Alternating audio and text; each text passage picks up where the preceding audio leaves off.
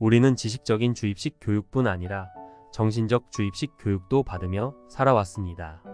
학생은 학생답게, 직장인은 직장인답게, 남자는 남자답게, 여자는 여자답게 같은 것들이죠. 물론 사회적 역할이 나쁜 것은 아닙니다. 중요한 것은 역할이 나에게 맞지 않는 경우 억지로 하면서 마음속에서 병이 자랍니다. 또한 곤란하거나 처음 겪는 상황에서 마음의 불안감이 발생합니다. 그런 감정을 억제하고 숨기다가 결국 우울증으로 발전하게 됩니다. 선행적으로 분노와 불안 감정이 주요 원인입니다. 분노는 화를 내는 것인데 우스갯소리로 화가 많은 사람은 성격이 더럽다고 이야기를 합니다. 오히려 그것이 건강하게 살고 있을 확률이 높습니다. 반대로 위험한 경우는 화를 표현하지 않고 당사자가 아닌 남에게 화풀이를 한다거나 남 탓을 하는 등 간접적으로 화를 해소하고자 하는 경우입니다. 그런 분들은 사실 스스로 삼켜 이겨내거나 다른 쪽으로 풀고 있었을 확률이 높습니다. 무엇이 되었건 나의 권리가 침해받을 때 나를 보호하려는 자연적 신호이기 때문에 일시적으로 화가 난다면 순간적으로 감소시킬 신체적 행동을 취해야 합니다.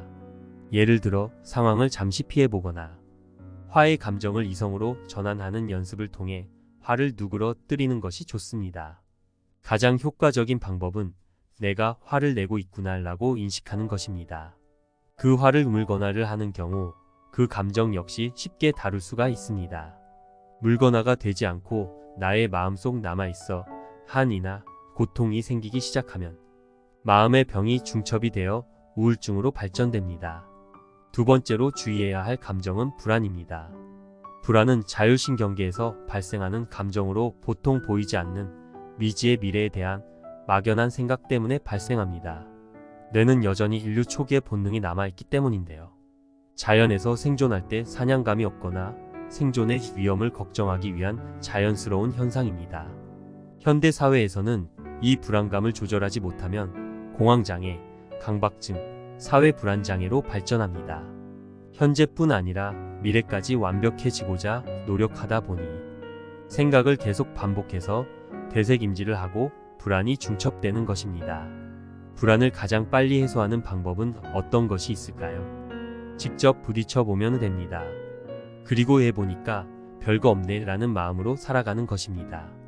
불안감이 생기면 상황 내 긍정적 환경을 생각해 보면서 해결하는 방법이 좋습니다. 예를 들어 내일 시험을 보는 것이 불안한 것이 아니라 시험을 보러 가면서 친구 만나러 간다. 같이 하나의 현상에서 긍정적 상황을 찾아 그 방향으로 바꾸어 버리는 것입니다. 마지막으로 우울함은 복합적으로 발생하는 감정으로 앞에 두 가지 불안과 분노가 지속적으로 중첩, 반복 작용했을 때 발생합니다. 자신이 하고자 하는 일을 제대로 하지 못한 것에 대한 화남, 그 이후 미래가 어떻게 될지 못하는 것에 대한 불안함. 두 가지 감정을 생각하고 또 생각하고 체념과 슬픔 등이 결합되면서 우울한 감정이 생기게 됩니다. 하지만 여기서 중요한 것은 감정이 제어가 안 되고 몸이 정말 위험하다고 느낀다면 지체 없이 병원에 방문하여 감정을 완화시킬 약을 드셔야 합니다. 항우울제 약은 중독성이 있는 성분도 있으나 중독이 없는 약도 있기 때문입니다.